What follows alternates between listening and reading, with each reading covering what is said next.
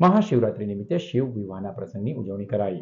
ભરૂચના શિવભક્ત હર્ષાબેન ગોસાઈ તરફથી શિવ પાર્વતીના લગ્ન પ્રસંગનું આયોજન કરવામાં આવ્યું હતું, જેમાં મહેંદી રસમ જ્યોતિબેન પટેલના ઘરે, જ્યારે ગરબા મનુબેન રાણાના ઘરે અને ગણેશ સ્થાપન અને લગ્નની વિધિ કરી ભજનોની રમઝટ બોલાવવામાં આવી હતી. આ પ્રસંગે મોટી સંખ્યામાં ભજન મંડળની બહેનો ઉપસ્થિત રહી હતી.